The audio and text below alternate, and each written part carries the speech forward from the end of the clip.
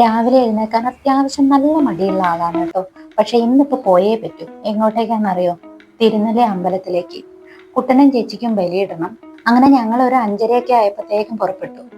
നല്ല കാലാവസ്ഥയായിരുന്നു കേട്ടോ. മഴയൊക്കെ പെയ്ത് നല്ല കുളിർമയുള്ള ഒരു സമയം. പിന്നെ അത് മാത്രമല്ല, രാവിലെ ഞങ്ങൾ പോകുമ്പോണ്ടല്ലോ, ഒരു കാട്ടാന ഞങ്ങളെ വണ്ടിക്ക് നേരെ ഇങ്ങനെ ഇതേ ഓട്ടി വന്നു. ഞങ്ങളെ രക്ഷപ്പെട്ടു.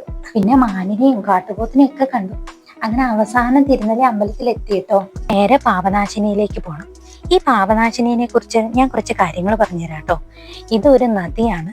അതായത് ബ്രഹ്മഗിരി മലയിൽ നിന്നും ഉത്ഭവിക്കുന്നു, കാളിന്തി നദിയിൽ ചെന്ന് ചേരുന്നു. പേര് പോലെ തന്നെ എല്ലാ പാപങ്ങളും കഴുകിക്കളയുന്നു എന്ന് വിശ്വസിക്കുന്നത് കൊണ്ടാണ് ഇത് പാപനാശിനിയായത്. ഐതിഹ്യങ്ങൾ അനുസരിച്ച് നമ്മുടെ ബ്രഹ്മാവാണ് മഹാവിഷ്ണുവിന്റെ വിഗ്രഹം തിരുനെല്ലി ക്ഷേത്രത്തിൽ പ്രതിഷ്ഠിച്ചത്.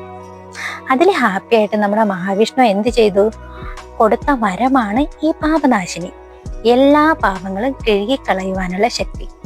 എന്തൊക്കെ തന്നെയായാലും ഈ കാലഘട്ടത്തിലും ഇതൊരു വലിയൊരു വിശ്വാസമായിട്ട് പോകുന്നുണ്ട്. അതുകൊണ്ട് തന്നെ ഒരുപാട് ജനങ്ങൾ ഇവിടെ ബലിയിടാൻ വേണ്ടി വരുന്നുണ്ട്. അങ്ങനെ ഭഗവാനെ പ്രാർത്ഥിച്ചിട്ട് ഞങ്ങൾ അവിടെ നിന്ന് ഇറങ്ങി. അവിടുത്തെ ക്ഷേത്രനടയിലാണ് പായസം വിൽക്കുന്ന ഒരു വ്ളോഗറായ സുബു വ്ളോഗ്സിന്റെ പായസമൊക്കെ ഞങ്ങൾ കുടിച്ച് ഇങ്ങോട്ട് ഇറങ്ങി. നല്ല പായസമായിരുന്നു കേട്ടോ.